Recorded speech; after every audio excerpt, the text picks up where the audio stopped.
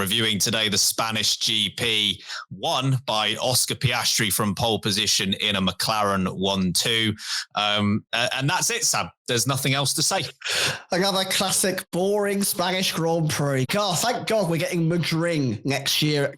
Psych! That was saucy, spicy, full of drama. Loved it. Much to talk about. Harry Eade, thoughts, please? Well, I said to you both off air before we started recording that I've worked out the way to solve sprint races now is that you just put Max Verstappen on the worst tyre and then let him do what he wants. Off you go.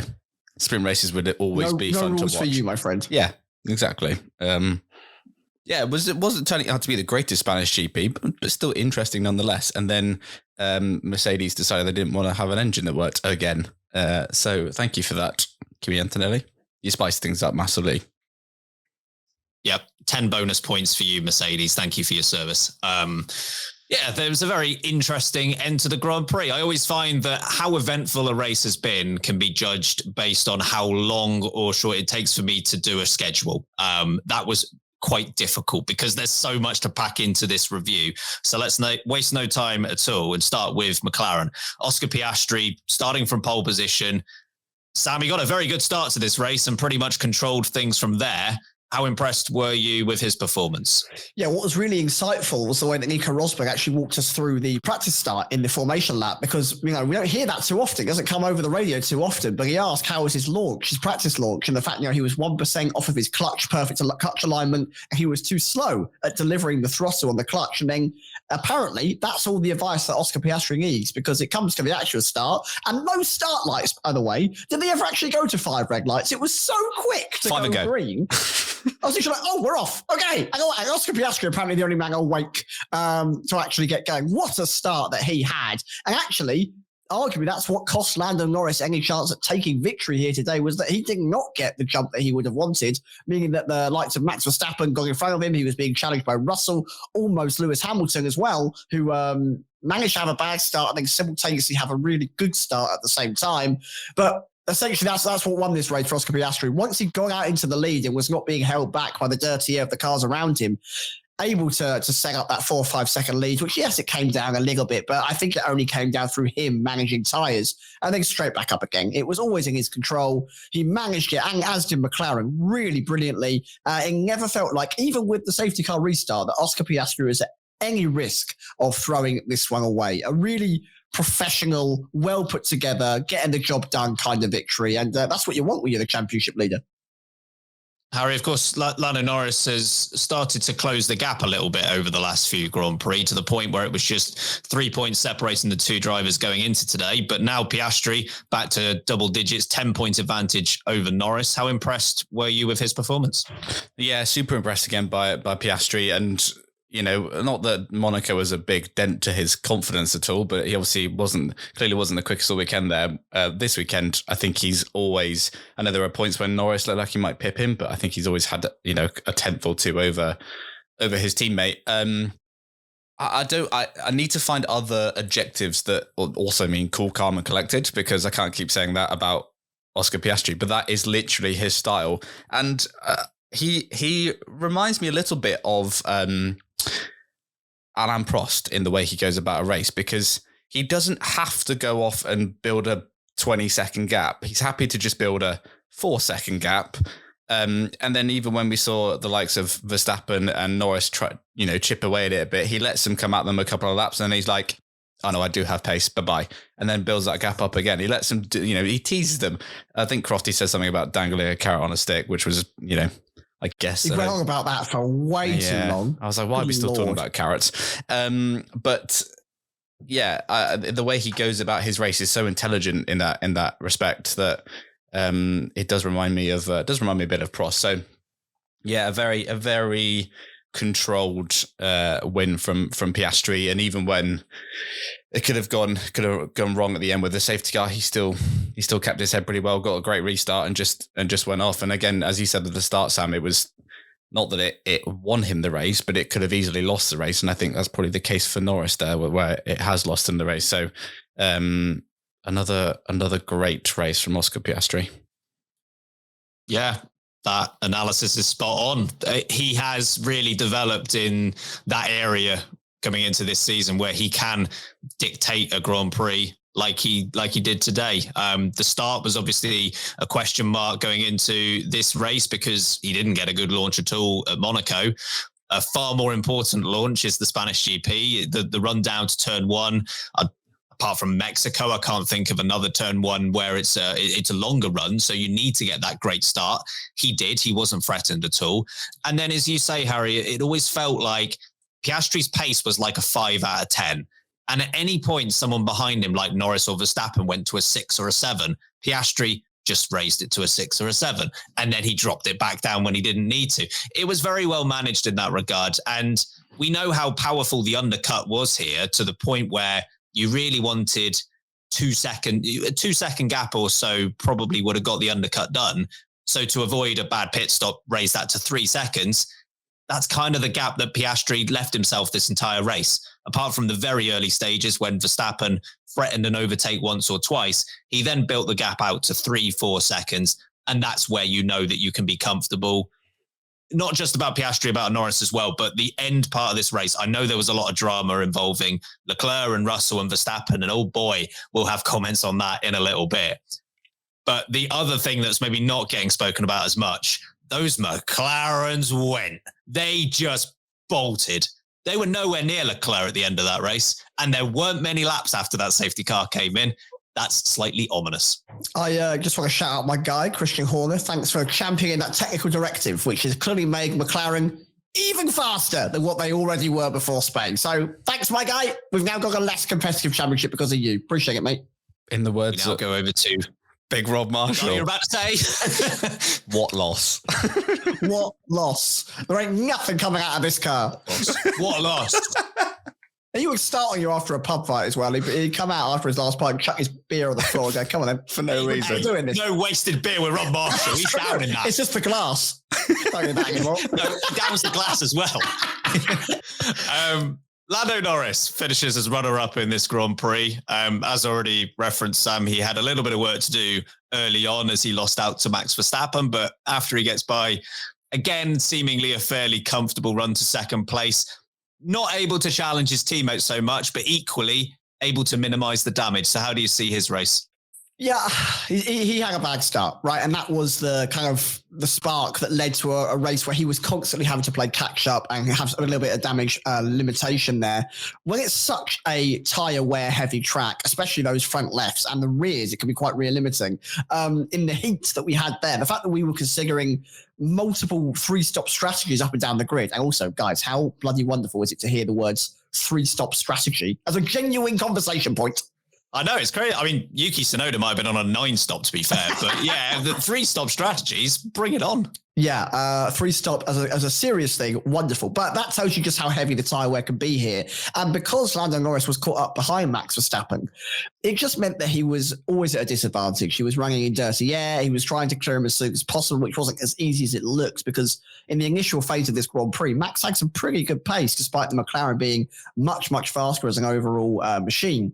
And that just meant that for the rest of the race, he always was at a deficit. And that's the difference between a great start and a bad start. You lose out. So whilst I think that their pace was very, very similar, you know, the gap kind of always remained about this 3 to 5 second boundary. It never looked like Oscar Piastri, despite almost dictating that Grand Prix like the head of an orchestra. You know, he was a bit of like a maestro there that kind of ran the show. Norris was always there ready to turn up the wick, I think, when it needed to be, but he could never get closer. He never got further away, but he never got closer. So while their pace is so close, it is one small moment of a Grand Prix that can make the difference between winning it and finishing second. And on this day, it goes to Oscar Piastri, who's had a really flawless weekend. But I think Lando will come out of this triple header feeling all right. He's closed the gap overall. Technically, the point stat between Piastri and himself is smaller, leaving the triple header. And he's done well in 2 out of the 3. So I think he'll come out feeling good, feeling confident, and then going into Canada, where he's done well previously, he can take the fight back to his teammate. Harry, was the race lost from Norris's perspective in qualifying, or could he have done anything on the day to try and get by Piastri? Yeah, look, I think Lando Norris saw the 2024 Spanish GP and went, I'm going to do that again. That I liked that, so I'm going to do that exact thing all over again. I don't think qualifying lost it because he was on the front row, but in the same way, and Ben, you referenced this in the preview, in the same way he lost that time last year behind George Russell to Max Verstappen, he lost that time this year to his teammate being stuck behind Max Verstappen.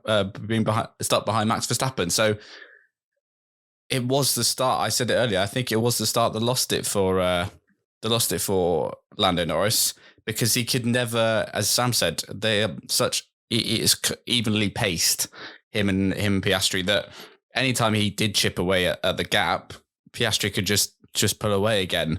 So he was never really able to do anything about it. Obviously, the safety car did bring it back to him, but Piastri had track position. He got a good start and just left, and they were on the same tires by that point. So yeah, the start is what sealed it for me. I don't think it qualifying. Obviously, starting on pole would have been better, but had he had the same start, he would have lost it anyway to Piastri. So I don't think that really makes much of a difference. It was the start that let him down, as we have seen often from Norris, but admittedly not in the same way this year. So it was kind of a bit of a lapse in that sense.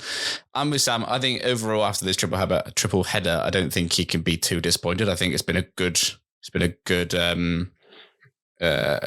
three races for him overall. He'll obviously have wanted to keep chipping away at the gap to Piastri, which he's not done. It's not gone the other way again. But going into Canada, it's not an awful position to be in. He just needs another couple of races like Monaco to regain that gap. Yeah, I tend to think whichever of the McLaren drivers was ahead out of turn one was going to go on to win this race, just based on how even their pace seemed to be. And that's an area for Norris to work on is those starts and also qualifying.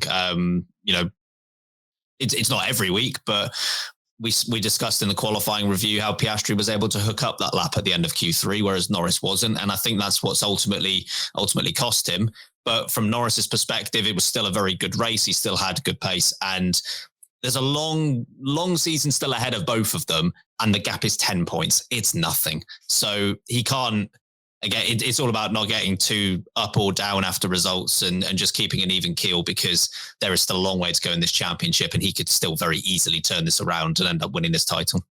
A quick note, Sam, on the strategic side of things from McLaren, because they did have Verstappen and what was shaping up to be a three-stop strategy to contend with.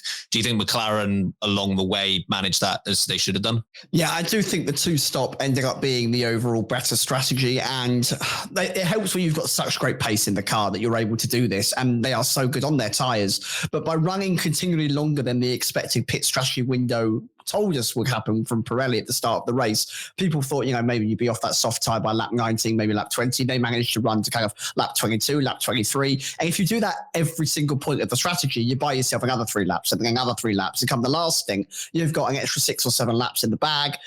It just ends up being faster than a 3-stop where you're constantly having to push. And if you're constantly having to push like Verstappen was, in a car that isn't 100% comfortable, at a track where tyres wear so quickly, you're constantly playing to a disadvantage. You're constantly working to a limiting factor, which doesn't allow you to compete. I thought Max Verstappen did a really good job at being in the mix, at asking the question, being a part of the conversation.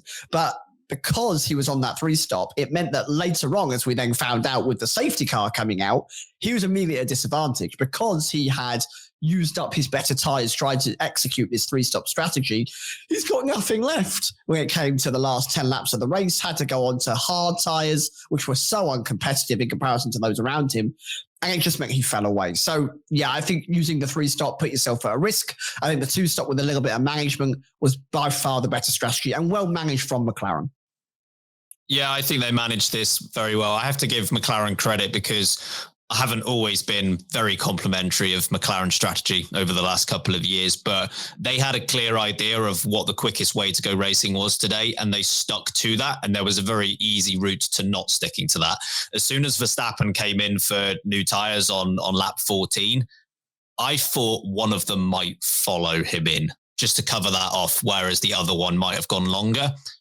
I give McLaren credit for realizing, actually, we've got the pace in the car. We still think the 2-stop is the right way to go. We're not going to change our strategy based on what Verstappen is doing, and we'll beat him on track. And that's how it happened, and also how it was heading, I think, even even if you ignore what was going on with the safety car. So, yeah, I give a lot of respect for McLaren on the day. Harry, strategically, what did you make of the team? And also, I know Sam's already mentioned the technical directive, but this has kind of proven that McLaren and their 197-point gap over Ferrari in second probably isn't going anywhere. What loss? Strategically, you're right. McLaren were very good today. And I was with you, Ben. I thought they might have boxed Norris with Verstappen when that happened, but they were, you're right, they stuck to their guns, which isn't always the best way in F1. You have to be flexible, but in this case, they, like you say, they knew the pace they had in that car was going to win out over a 3-stop. Respect to Red Bull for trying 3-stop, because I think it was the only way they were going to give McLaren a headache this afternoon. But you cannot fault McLaren, and they made, they sealed it by being able to do that first stint long enough. I think they got him to with Piastri at least, they got him to lap 25, and they were asking him whether he could do it. He said it'd be difficult, but he got the job done, and still pretty comfortably. That then set them up for the rest of the day, because from there on in, they weren't having to push the middle and third stints like Ferrari were having to do, for example. So yeah, they were pretty comfortable, and respect to them for just sticking to their guns. And yeah, the technical directive, I said this before the weekend, probably didn't quite expect them to come out and be more dominant than they had been before. But I think if people were expecting that to be the only thing that was making the McLaren quick, they were going to be disappointed. And I'm sorry if you're disappointed, but that was kind of inevitable. It's a very naive approach. It's a really naive approach to how Formula One cars work. If you think just flexing of the front and rear wing is going to completely change this championship on its head. Well, exactly, and that goes to Lewis Hamilton. Yeah, it goes to like people like I guess it's an act for Christian Horner, but if Red Bull were really expecting this was going to bring them back into the hump fully, then I would have been surprised if that truly was their overall hope, because it's done the complete opposite. So yeah, it's just proved that flexi wing, whilst they wouldn't do it if it didn't make a difference. I don't think it was that pivotal. I think I read about the fact that it just really affects the balance, the way you set up a car, and you have to, in high speed corners, your car has to be a little bit more unstable now. But it didn't really seem to affect them, did it? So we saw one mistake from Norris, I think, was it practice maybe, where he went off at turn 9, but apart from that, it's a pretty stable car, the McLaren. So yep. Okay, time for a quick break. On the other side, the safety car that changed everything. Secret message to YouTube. If you're watching, I'm not crying. Okay, my eye is just hurting, but I've had a lot of water coming out of it, and it just looks like I'm sobbing over a McLaren 1-2 over here. Okay. I'm not. I promise I'm not. I'm not that emotional about Formula One. Thanks for that secret message. They'll never know. Yeah. How are they going to crack the code? As mentioned earlier on in the episode from Mr. Harry Eid, it looked like, whilst it wasn't uneventful, it was looking like we were heading to a relatively standard end to this Grand Prix, until Kimi Antonelli decided, or Mercedes decided, it didn't want his car to go any further in this Grand Prix, bringing out a safety car, which is a bit of a rarity at the Spanish GP. And of course, that brought the entire field back together. One of the significant things about this was that Max Verstappen did not have a new set of soft tyres. He did not have a new set of medium tyres. Instead, a brand new set of hard tyre that no one else had bothered to use for the rest of this Grand Prix. Eventually, overtaken by Charles Leclerc after nearly going into the pit wall, contact with George Russell, letting George Russell go by, sort of, getting a penalty and finishing 10th. There's quite a lot to summarize and get into in what was about 2 laps worth of action. Let's try, Sam. Let's go with the contact between Verstappen and Russell, the second contact where it looked like Verstappen was going to let Russell go by, the one where he was given a 10-second penalty. Was that a fair penalty? No. For me, accident. Yeah. Russell should have got the penalty. No. George, sit down. No. Serious now. He put another competitor, he put himself at genuine risk. That was, I think, fully intentional. The red mist fully came over Max Verstappen there, and I think he He did it to prove a point. He did it because he was frustrated. We know that him and George Russell have had problems previously. And I think that took over from him. Now, what Max Verstappen did was not acceptable. You do not use your car as some kind of weapon, some kind of device to inflict damage or justice on another racing driver. And he drove into George Russell with full intent. And I think a 10-second penalty is the least of what he should have got. For me, that was an immediate disqualification. That should have been a black flagging. He should have been out of that Grand Prix. You never intentionally use your car to attack another Formula One driver in their car. It simply is not acceptable. It's not what we want here in Formula One. As brilliant as Max Verstappen is, I think that cannot go unpunished. It needs to be looked into again. I don't think 10 seconds is at all enough. It was really, really bad behavior. It reeked of Sebastian Vettel driving into the side of Lewis Hamilton at Baku. As an intentional hit, but this felt even more severe than that. So didn't love it, don't want to see it, and I think he should have been removed from the Grand Prix. I mean, the key difference between this one and the Vettel incident, this was under green flag conditions, of course, whereas the other one, not saying it was okay, but of course was under safety car. They weren't at full racing speed. No. Harry, how did you view this? Do you think there was intent here? Yes. It's fully intentional. And you're right, Sam. It's worse than the Vettel one from Baku in 2017. That should have been a black flag then, but it wasn't. This, for me, is a race ban. This is you're using your car as a weapon, and it's rare we've seen this in the sport. I seem to remember like Maldonado tried it in a practice session a few years ago, but apart from that, he probably didn't mean that. No, it was Maldonado. Yeah, but this again, that wasn't. I'm not saying that's right, but it's different. This is in a fully green flag condition, racing conditions, and for what? I feel like this is like the dichotomy of Max Verstappen. He is okay, Thesaurus. He is brilliant. He is truly brilliant. The save alone, brilliant out of the final corner, and then he goes and does things like this. It's kind of Schumacher-esque. I'm not saying Schumacher would. Well, no, he probably would, but but not. Anyway, not getting to that. But this is my comparison. He is truly brilliant, but he's sometimes plagued by like a red mist that comes over him. And he's a 4-time world champion. He could be one of the greatest ever, if not the greatest ever at some stage of the sport. And then he goes and pulls a stunt like this for what? For why? There's literally no reason. And if he just let George go, he'd be closer to the McLarens in the championship right now, but instead he's finished 10th with 1 point.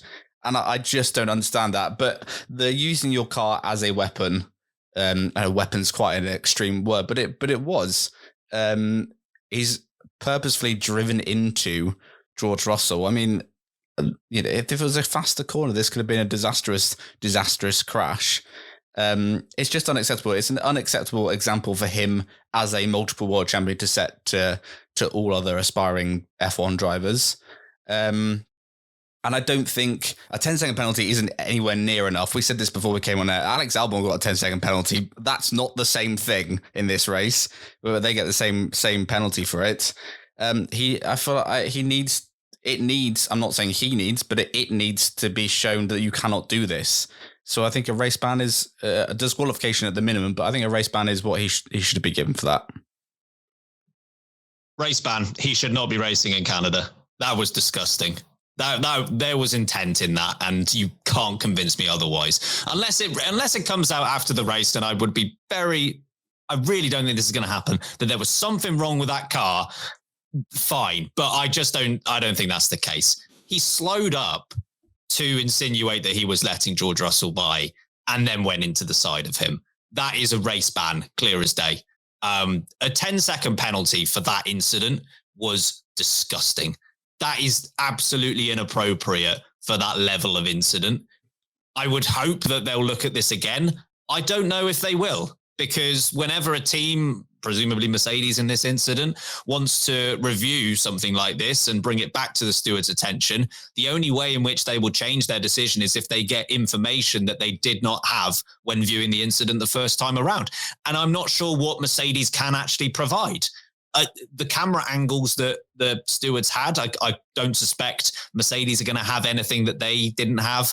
Telemetry data, possibly. But again, why don't the stewards have that in the first place? So I honestly think they won't do anything about this, but they absolutely should. That was uncalled for, unacceptable. And in what is, I was going to say, a close championship fight, what Verstappen is trying to keep as a close championship fight, he can't afford incidents like this. Whether it was the right call to let George Russell by or not, I can listen to that debate. And, there's quite a lot of incidents that happen, particularly at turn one, that will get our attention as to who was in the right and who was in the wrong.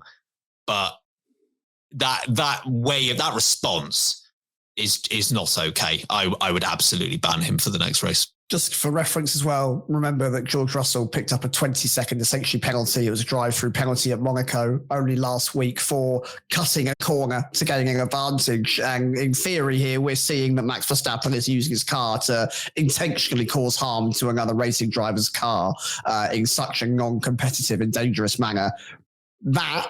The attack from Max Verstappen, attack is such a strong word, but the intentions of Max Verstappen, I know, but the intentions of Max Verstappen here were far more severe than what George Russell did at Monaco, and his penalty is half the time that has been given.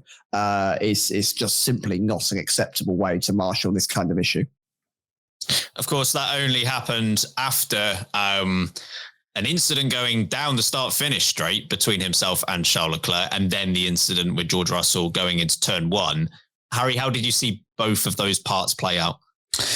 The first one with Leclerc, I don't think it's in. I know they were saying in the comms box it was Verstappen driving into it, but this is Sky. Sorry.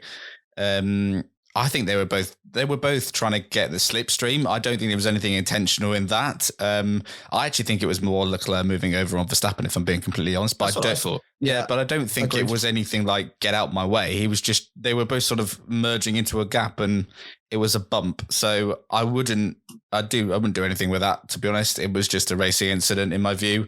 The one with Russell into turn one. I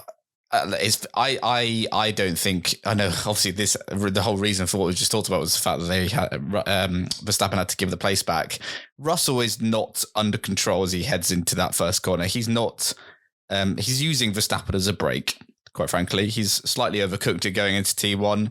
It happens on safety car restarts. I'm not saying that was intentional at all from Russell. He saw an opportunity with obviously Verstappen having the mistake out the final corner. But he overcooked it. It was too much. And he bumps Verstappen off the road, essentially. So I don't think, I know obviously GP and Red Bull told him to give back the place, but I actually don't think he needed to, which could have avoided the whole thing, which will really please Max. But yeah, so I think that was definitely on Russell, that one. Whether I'd give a penalty for that, I'm unsure. They did give similar penalties for that sort of move on other drivers during the race. So if they were consistent, I guess they would have gone for the same. But obviously they're not. So, but yeah, I definitely view that as Russell's fault. But he claimed the corner. He had the apex. He was out of control. Why are we letting this happen? As GP said over team radio, it's the way the rules are now. Like, yeah, they suck. And there's irony in that a lot of Verstappen's actions, of course, the rules to be the way that they are. But I'm not making this driver specific. Just the rules themselves are so stupid. Russell was not in control, and there's commentary discussing whether he has the right to the corner or not because he's there. No, stop it. I read the Leclerc situation the same way as you, but the Russell one annoyed me. Sam? Yeah, I put it more on Leclerc going down the straight, but for me, it's a racing instinct. It's two cars going in a straight line. The pair of you have got enough space to work it out between you. You're grown men driving 200 miles an hour down a straight. Sort it out, lads. But the braking zone with Russell, I put it fully on George Russell, even with the new guidelines, the new rules. I don't think he had claimed the corner to use. That's going to be our phrase of the year when we get to the LBs. We'll do a new award show. Quote of the year, line of the year, claimed the corner is now number one for that. I don't think he did claim the corner. I think Max Verstappen was enough ahead. I don't think George Russell did have control of the car. And Max Verstappen took to the runoff, used the road appropriately, and came back out in front. Now, they second-guessed it. And I don't think they needed to, because the penalty would have been the same, apparently, had he not given the place back to Russell, was proven wrong. But it ended up causing this absolute chaos that we saw from Verstappen going into turn 5, which just wasn't acceptable. But for me, Russell was wrong. Russell did not claim the corner. He used Max as a brake. He was not in control of the car. And I actually think that Max Verstappen, up until what he did later on, handled the situation properly. He took to the runoff, went back in front where he belonged, and the race would have carried on. For me, it reeked of desperation and being out of control from Russell. And that was it. He tried a last chance attempt, didn't work out for him. And it should have stopped at that. It should be that simple. Just to say as well, on the Verstappen one, he's already on 8 penalty points. And good point. They are not going to be dropped apparently for another 2 races. So we'll see how many he gets from these little infractions. It's definitely just be 2, won't it? None. 10 seconds, no points. -4. We're actually going to refresh you. You've served the 10 seconds, so good job. Just quickly, Harry, strategically from Verstappen's side, because he was pretty much the only threat to the McLaren duo throughout the day. They're going for a 3-stop strategy. That includes 1 set of medium tyre, 3 sets of soft tyres, of course, leaving them with just that hard tyre at the end, which no one else bothered to use because it didn't look like it was going to be a competitive tyre whatsoever. Did Red Bull, it's easy to say in hindsight, did Red Bull get it wrong with the potential of a late race VSC or safety car? I don't think they got it wrong with the 3-stop. I think that was, they knew they didn't have the race pace over the McLarens. And I think, as I already said, I think this is the best way to try and give them a headache. And I think they did. They'd certainly, maybe not a headache, like a mild, just a little thud. It's just there, isn't it? Yeah. I just see another sip of water. Yeah, just a bit dehydrated from the day. But I think it gave kind of like Schumacher, Ross Brawn days kind of tactic. Like no one else was doing it, but he was like, we'll go for a 3-stop here. And I don't blame them for it because, they didn't have the tyre wear, so why not stick another set on and have an extra pit stop and be able to go faster. So I don't blame them for that. It obviously did leave them open to that sort of safety car. Where I do blame them is leave him out. What are you gaining by pitting him onto a set of hard tyres? Leave him, give him the track position. We've seen how well Max Verstappen can defend. Give him the track position and see what happens, because you're not gaining anything by putting him on a hard tyre behind the 2 McLarens who are on soft tyres. And then obviously Leclerc behind was on soft tyres as well, as was Russell, as was quite a few of the cars behind him. So yeah, I criticise him for that bit, which is a shame because it would have been really interesting to see how that would have happened, how that would have turned out towards the end of the race. He only had to do, 5 laps we had of racing, or 6 laps. The tyres he had on weren't that old. And look, maybe the McLarens would have got past him, but I think he would have stood a better chance at maybe getting a win or even P2 than he did by putting new hards on. I mean, we saw how he dropped out of the final corner because he had no tyre temperature whatsoever. So yeah, and obviously Verstappen was pretty annoyed on the radio before the restart because he was on the wrong tyre in his view, and I agree with him in that sense. Yeah, I get that. I think it was a tricky decision, and I can't blame Red Bull too much for the fact that there was a safety car because they are really rare at the Spanish GP, and they probably crunched the numbers and determined with about 18 laps to go when they made their 3rd stop. Chances are there's not going to be another one. In this instance, there was. They could probably run that race another 10 times, and there would be many more races that didn't have a safety car than did. So I can't blame them too much for that. In terms of the call to go on to the hard tyre, it's interesting because Esteban Ocon, and I know it's very difficult to compare a Red Bull to a Haas, but Esteban Ocon basically did the strategy that you outlined there, Harry, which is just stay on the medium tyre. Ocon put on his medium tyres, I think, on lap 45. Verstappen was lap 48. So it's fairly comparable. Ocon sunk like a stone. Now, would Verstappen have done the same? Would Verstappen have fought harder to keep positions than Ocon did? Who knows? It's tricky to say. He would have asked the question of both McLaren drivers, and it could have worked out. equally, he might have lost both of them and lost a boatload more positions and finished 7th or 8th or something. So it's tricky to say, but it was definitely viable to stay out on the mediums. I would be surprised if it wasn't in their consideration. Should we do driver of the day? The verdict is in. You're the driver of the day. You're the driver of the day. You're good at driving. Who have you got, Sam? Yes, you've come to me first. Thank you, sir. Nice and easy after he absolutely pulled Lewis Hamilton's pants down. It's Nico Hülkenberg. The fact that he starting in P15, he's ending up P5. Strategy was great. His pace was so good. They played the safety car brilliantly. Everything just went his way. It was such a brilliant performance from Nico. And we'll get on to bold prediction and review in a minute, but it turned out very well for one of us. So brilliant job, Nico. Driver of the day.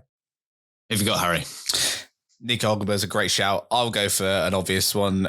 Oscar Piastri, as already mentioned, another very controlled, well-managed win.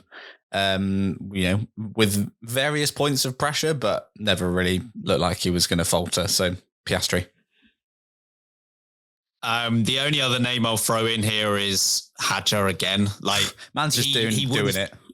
Doesn't matter. Yeah. And to be fair, like the safety car really didn't help him because he was locked into a 7th place finish, which is actually where he's finished anyway, but Hülkenberg's got by him in that process. So I think the only reason I can't give it is because he couldn't get Hamilton as the same way that Hülkenberg did, and he let Hülkenberg by. Such a weird line, by the way. Oh, yeah, I know, right. Hadjar couldn't get Hamilton the way that Hülkenberg did. And then you break down what those cars were and who those people are. That is ridiculous. Yeah. But I think he was about 10 seconds clear of Hülkenberg before the safety car. So he has been shafted a bit by that. But I will go with Goatkenberg. He was very good. No, that's not a thing. Hulkengoat. But Hulkengoat is something I can get on board with. He's terrible. Goatkenberg's great. No, Goatkenberg. From the man who said, Arvin Lindglud, I am not accepting any commentary on names. Hey, I saw it on T-shirts in the crowd at the weekend. You made the T-shirt. Hey, also, he won the feature race in F2. Yeah, because he's pretty good at what he does. Oh my God, worst driver of the day. Here we go. Ben, worst driver of the day. Ben, worst driver of the day. Ben, you suck at driving. Quite a few contenders for driver of the day, Sam. I feel like there's quite a few contenders for worst driver of the day too. Yeah, there were some pretty sucky performances up and down the grid there. Some that stood out for me. He was almost in it. I was going to shout out Fernando Alonso because it felt like his pace just kept getting worse and worse and worse. They drove off the racetrack and then was stuck outside of the points. It wasn't going to get points. But the safety car kind of saved his bacon just a little bit. Yuki Tsunoda, he progressed about 4 cars and most of them had some kind of serious problems. So he's right up there. I'm going to give it to Max Verstappen. What you do is just what that move was just unacceptable. And so for me, that's dropped you right at the bottom. Also, Lewis Hamilton. Yeah, you really went from hero to zero real quick in that race. So real stinky from Hamilton today. Stinky. Yeah, like it rigged. Booey.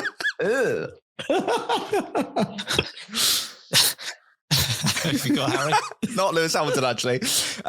I've gone for Alex Albon. I know the Williams wasn't good this weekend, but you're not going to help your race by knocking your wing off twice. He did it twice. I know the first one wasn't his fault. To be fair, he was sort of on the outside, but you do run that risk in turn 1. But just trying not to get into scrapes is good. It's a good way to. I'm just mad because he was in my fantasy team, quite frankly. But Verstappen is definitely a shout. But he, for the first 60 laps, he was actually really good. But I do concede that what he did in the last 5 laps was terrible. Max and Liam, like bash bros at the moment, aren't they? Has Liam Lawson heard of the break, like at all? No, he's heard of the break. He just considers other drivers to be that break. No, I've heard of it. His interpretation is they are his break. That's what he believes it to be. Just anywhere, little dive bomb. Don't matter, mate. Tell you what, power rankings on Patreon tomorrow. There are going to be some very high scores. There are going to be some very low scores as well. Having a look down at where everyone finished. I think Alex Albon might take it. It's either him or Franco Colapinto, because Colapinto was so slow again. That's his issue, though, isn't it? That's like everyone else had some kind of actual awful mistake. Where were you, Franco? What are you doing? Man's going to be out by Silverstone. Man's going to be so gone by Silverstone. Did we say there was no limit on races? I thought I said 5. I forget. I didn't say 6. But I also didn't say 6, so I'll go Albon though, just because he had the error, but it's a close one between those two. Looking into Ferrari and Mercedes and how they got on today, let's start with Ferrari, because they've managed to get to second place in the Constructors' Championship now, 6 points clear of Mercedes. This, Sam, came on a day where Lewis Hamilton, to quote a good friend of mine, had a bit of a pooey performance. And Whiffy. Yeah. But yet they've still managed to climb to second. Yeah, again. And it's the most Ferrari way of doing it as well, because so much of it wasn't down to them at all. And if you were to just look at Lewis Hamilton's performance, you must go, nah, there's no way that Ferrari have done this, because he had a stinker. It was really bad. Got off the line really poorly. Got a bit lucky that it was so bunched up in turn 1 that, yeah, he put a good move on Russell. Fair play. I respect it. I got a lot of time for it, you know. Look at, what's that? Oh, yeah, lots of time for that move. Love that. And then he just never went anywhere. It's like he decided just to get out of the car and have a tea break after that point, because he was so slow in comparison to everyone else around him. Then they came over the radio to be like, I've got like no back end grip, no stability in the rear end. We've all been there as well, mate. All right. Why is it stinky, mate? Obviously, that's... Why do you think... Moving on. Good, because I was about to say something bad. But then on the flip side, Charles Leclerc, I think, delivered really good race pace. And we spoke about this being in qualifying, but in practice, their longer runs, Leclerc's especially, looked really positive, really solid. And I think once he was released from behind Lewis Hamilton, he was able to display that. And he kind of got on with his race. He kept his head down. And yes, they benefited from Max Verstappen being taken back 8 places due to a penalty. And they're also benefiting from the fact that Kimi Antonelli's engine is exploding. And Mercedes-powered engines, by the way, are just going pop at many a Grand Prix at the moment, which is slightly concerning. But this is what Ferrari are doing. They've got 2 solid drivers. They've got a car that is good, but also terrible. And it's just consistently mediocre. Whereas everyone else around them is either hitting the peaks and doing really, really well, but then having the biggest troughs of their season and going through 2 or 3 races where they don't seem to score any points at all. So that's how Ferrari are in second, because no one else seems to want to be there. It seemingly is the only way they've done it. Yeah, they'll take it. I feel like from Ferrari and Mercedes perspective, the number 1 drivers of their respective teams let themselves be known today. Like, it was abundantly clear at both Ferrari who the better driver is right now, and at Mercedes who the better driver is right now. There was a considerable gap for both teams when looking at their drivers versus their teammates. Congratulations to Ferrari for, again, not making a call quick enough. They just get it done. Like, it's so obvious that he's quicker. Dirty air is such a factor around here, plus the high temperatures. If you've got a car within a second of you, that car is a lot quicker. It's not a little bit quicker. If they are able to stay in that gap, it must be because they have a considerable advantage. Just get it done. It came like 3 laps too late. He was literally pushing him around the track at one point. That's how close he was. At that point, I think it was still ambitious, but it wasn't completely out the question that Leclerc could challenge the top 3, or at least one member of the top 3. Doing something slightly different. I'm not sure what it might have been, but he wasted a number of seconds behind Hamilton. But yeah, I thought Leclerc was very good. Hamilton less so. From Mercedes' perspective, apart from reliability again being called into question, George Russell, I think his pace was pretty good. And in a weird way, even though it's not their best race, the fact that temperatures were really high this weekend and they weren't uncompetitive feels okay. Like, you're probably not going to get many hotter races than that this season. So NB, as the kids might say. No, let's not bring back NB. Note bene does not need to come back on this show. Sure. How did you read Ferrari and Mercedes, Harry? Yeah, firstly, exactly the same one. Why did it take so long to get Leclerc past Hamilton. Like, that's just a waste of time. The irony later on, I know it was about the safety car, but Hamilton saying these guys love to waste laps. I'm like, yeah, you are the guys, for goodness sake. But it was clear early doors that the Leclerc was the quicker of the two. I say it's a shame. He obviously didn't get to do a second lap in qualifying because he didn't have a fresh set of tyres to use. Why Ferrari didn't save that run till the end of the session, don't know. But had he qualified a bit further up, who knows what could have happened. And I'm with you, Ben. I think he could have, if they'd let him go a bit earlier with after being stuck behind Hamilton, I think he could have been challenging Verstappen. I know obviously he got him in the end anyway with the safety car, but I think he could have been challenging early doors. But yeah, I think the Ferrari pace was pretty good, at least in the hands of Leclerc. And I'm the same with Russell and Antonelli. I think that's experience versus a rookie there. In terms of dealing with tyre temps and things like that. Antonelli's learning all the time, but Russell, I think, got the most out of that car today. I don't think it was particularly brilliant around here. I know it's a net loss in terms of where he... is it net loss? Where did he finish? Fourth? P4. Yes, It's a net nothing from where he started. Race story, starting fourth, finish fourth. Might as well just not done it. But yeah, so I think he can be relatively pleased with how they've walked away from that one. Obviously, they haven't walked away with P2 in the championship because Antonelli's car went boom. In terms of the midfield drivers, we had, I know we've already discussed Hülkenberg a bit, but we had Hadjar finishing 7th, Gasly 8th, Alonso 9th. Sam, dealer's choice out of those three, which one do you want to take? But how did you see their race go? I think it also shows you just how significant qualifying can be this season. The fact that they started in that order and they ended up finishing in that order. But yet their stories of their races were also very different. It felt like Gasly was ping-ponging from the front end of the Grand Prix to the back end of the Grand Prix every time he had a pit stop and then would seem to work his way back through again. And I thought his overall consistency and pace was really, really strong. He was elevating that Alpine far more than I expected him to.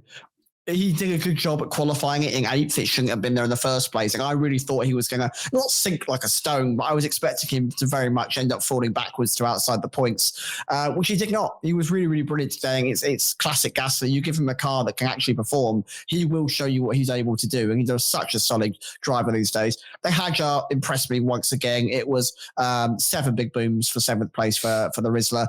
And I just think the guy could do it all. He's the best rookie so far this season. He is so impressive. And the way he's managed to, again, I think outperform that Racing Bulls car is just so good. I don't know how he does it, but he's doing it every single race. So he's kind of putting Liam Lawson to shame a little bit, which is odd because their race pace, if you let them just do laps, is very similar. But because he's able to qualify better and is able to mitigate risk better, and by mitigate risk, I mean just not drive into people in turn one, he gets the points. He ends up in the right places at the right time. So brilliant job from both of those guys. Alonso had a very topsy-turvy race. I'll let one of you guys take it.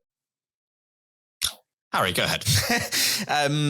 Yeah, Alonso's race was like, it felt like he was, I mean, obviously he drove off the road by himself, which was an unusual mistake for Alonso.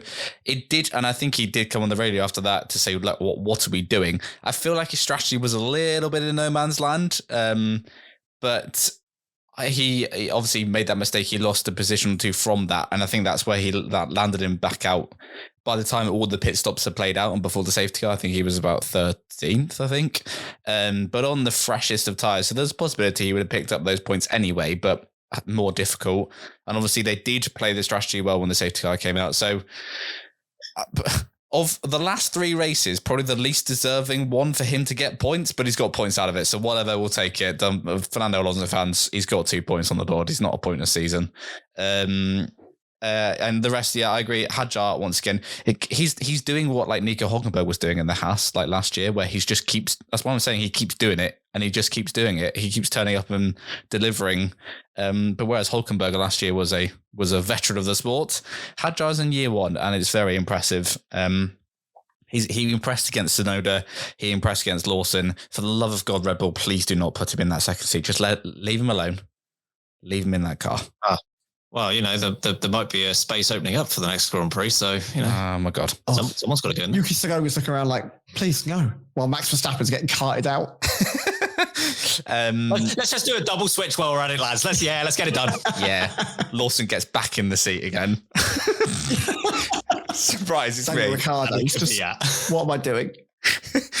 But with Gasly as well, I think he was obviously unlucky to not get a better result, but you're right, Sam. I think he was elevating that Alpine far above where it should have been, and his qualifying alone was super impressive. So, sausages out for Gasly, as always.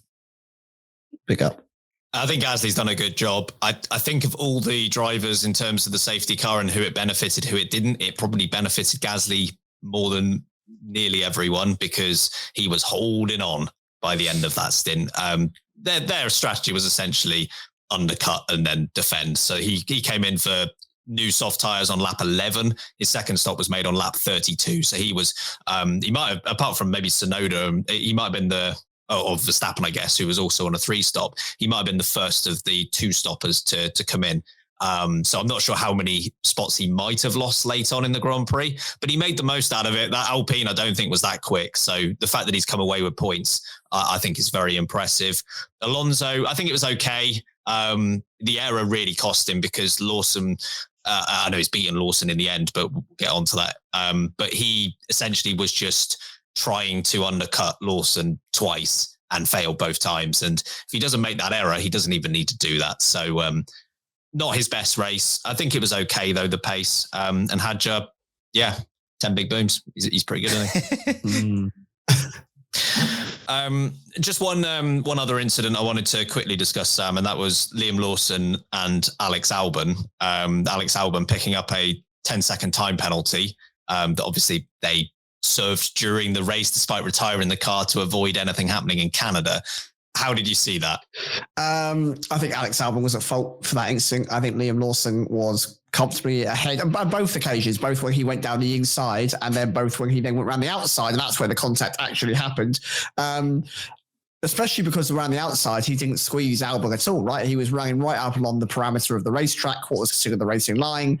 Albon, I think, should have realised that it wasn't going his way. He should have yielded. So for me, I think 10 seconds is too extreme for that kind of incident. For me, that was a 5-second penalty. And I think that Liam Lawson probably should have been given a 5-second penalty for his outrageous dive bomb on Ollie Behrman at one point that happened later on in the race as well, where he tried to go down the inside. So lots of disagreements on who the penalties were for and what they were. But in this case, Lawson penalty against Behrman, Albon penalty against Lawson. That's how I saw it. How did you see it, Harry? What Sam said.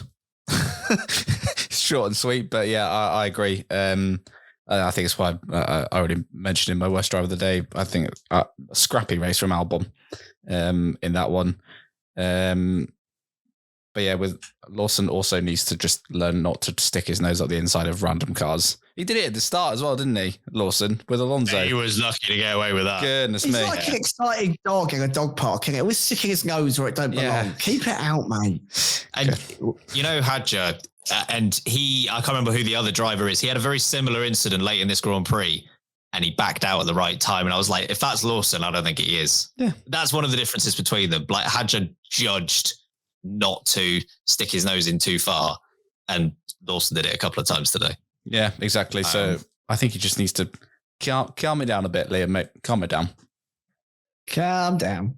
I agree with you both on the second one. I thought that was on Albon when he damaged his front wing. The first one I actually don't think was. I think they were side by side, and the way the rules are that Albon wasn't able to stay on the track, so he had to take to the runoff. I think that's Lawson's fault because he put him out there. I think they were both entitled to it based on how I want to go racing. Based on how the rules are, though, yeah, that's on Albon.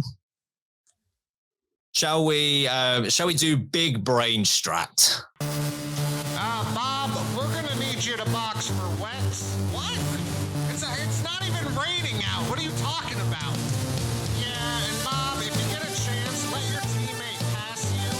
What? He crashed out. He's not even in the race.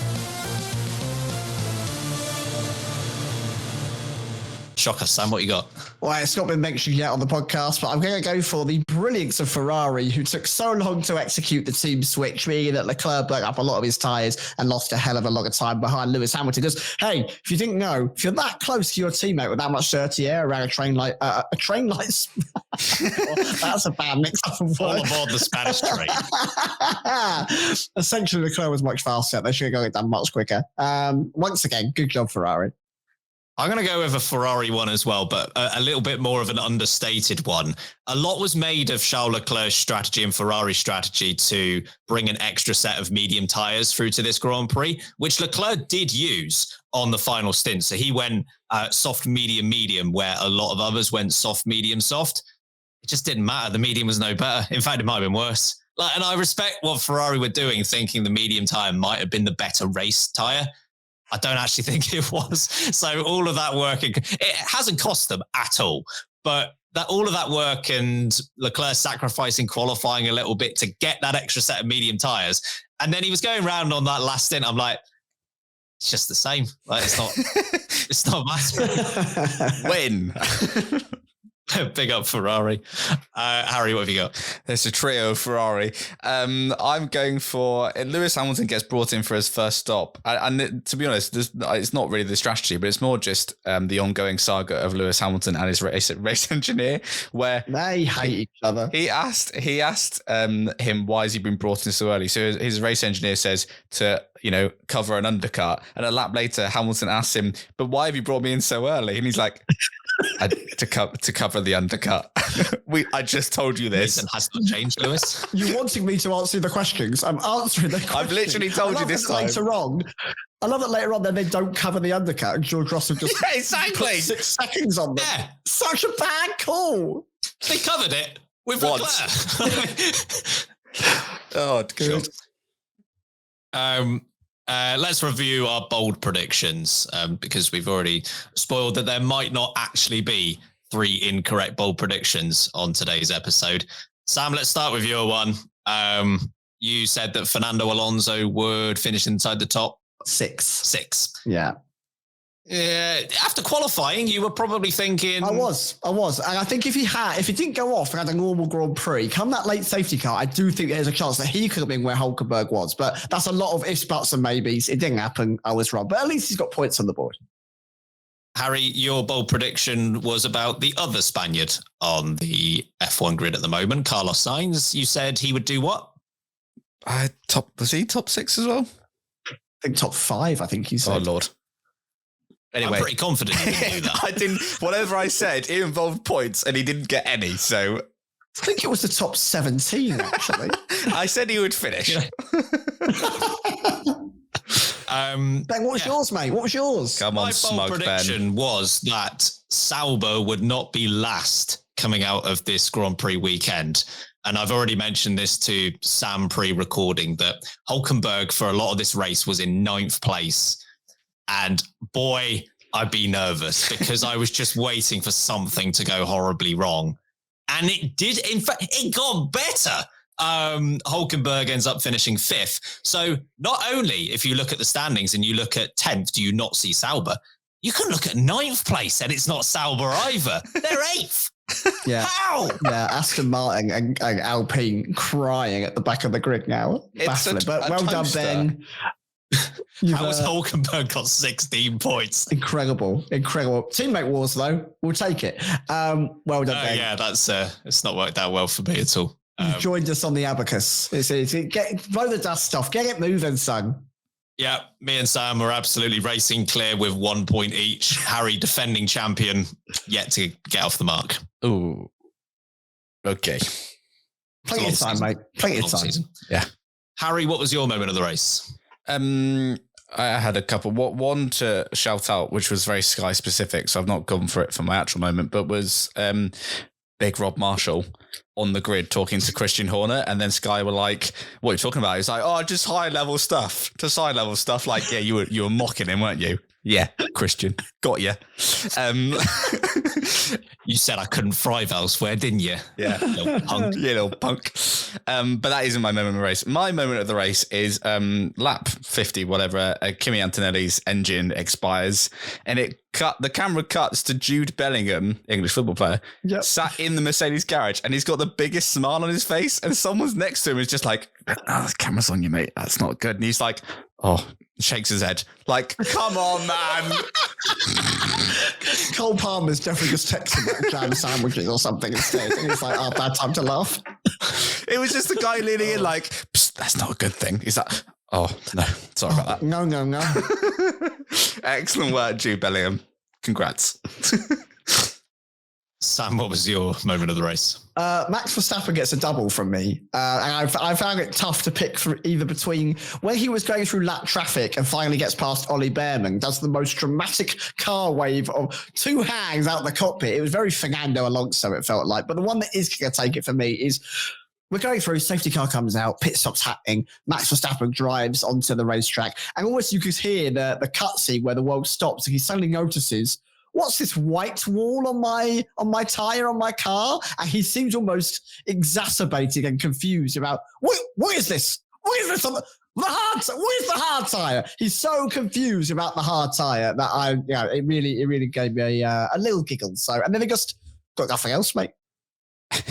Yeah, it was GP's response when he's like, what is this tyre? And he's like, it's the hard tyre, Max. Like, you've raced in F1 for a long time now, son. What are you talking about? You've seen it before. No, what is it? That made me giggle. My moment of the race, GP's response. It's so dry, and yep, that's the hard time, Max. Would you like any more info? I thought it was great.